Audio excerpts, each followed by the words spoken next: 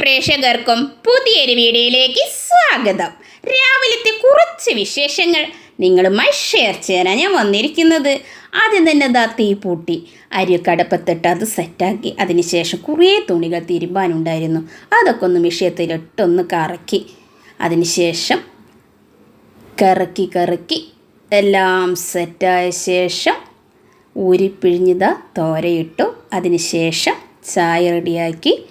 അതിനുശേഷം ഞങ്ങൾക്കിന്ന് ഇഡ്ഡലിയും ചട്നിയുമാണ്. നല്ല പഞ്ഞി പോലത്തെ ഇഡ്ഡലിയും സ്വാദിഷ്ടമായ ചട്നിയുമാണ്.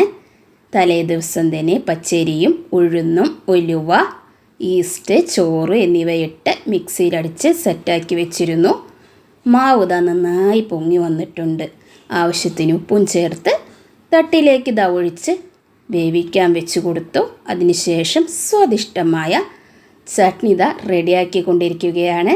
നിങ്ങളുടെ അഭിപ്രായങ്ങളും നിർദ്ദേശങ്ങളും കമൻറ്റ് ബോക്സിലിടാൻ മറക്കരുതേ. അങ്ങനെ ഞങ്ങളുടെ സ്വാദിഷ്ടമായ ചട്നി റെഡിയായിട്ടുണ്ട്. അതിനുശേഷം മോനെ വിളിച്ചു നിർത്തി മദ്രസയിലേക്ക് പറഞ്ഞയച്ചു.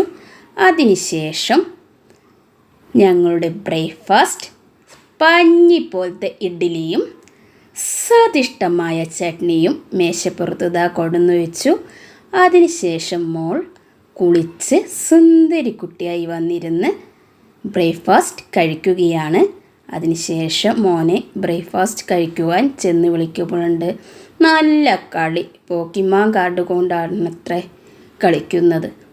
അതൊക്കെ കണ്ട് വന്ന് ഉണ്ണിപ്പിണ്ടിയൊക്കെ അരിഞ്ഞ് കഴുകി വൃത്തിയാക്കി വെച്ചത് അതിലേക്ക് ഇട്ട് കൊടുത്തു. ആവശ്യത്തിന് പരിപ്പും ഇട്ട് കൊടുത്തിട്ടുണ്ട്.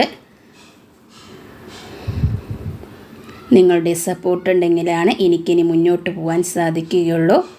അങ്ങനെ ആവശ്യത്തിന് വെള്ളവും ആവശ്യത്തിന് ഉപ്പും ചേർത്ത് വേവിക്കാൻ വെച്ച് കൊടുത്തു. അതിനുശേഷം ഒരു ചീഞ്ചട്ടി അടുപ്പത്തേക്ക് വെച്ച് കൊടുത്തു. ആവശ്യത്തിന് വറ്റൽമുളകും ചെറുള്ളി ചതച്ചതും വെളുത്തുള്ളിയും ഇട്ട് നന്നായി മൂപ്പിച്ച ശേഷം ഉണ്ണിപ്പിണ്ടി അതിലേക്ക് ഇട്ട് കൊടുത്തു.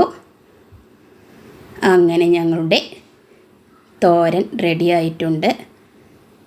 ഞങ്ങളുടെ ഉച്ചക്കത്തെ ലഞ്ച് മുട്ട ഓംലേറ്റും ഉണ്ണിപ്പിണ്ടി ഉപ്പേരിയും. ബായ്. പ്രിയ കൂട്ടുകാരെ, എൻ്റെ ചാനൽ ആദ്യമായി കാണുന്നവരുണ്ടെങ്കിൽ ലൈക്ക് ചെയ്യാനും ഷെയർ ചെയ്യാനും സബ്സ്ക്രൈബ് ചെയ്യാനും മറക്കരുതേ.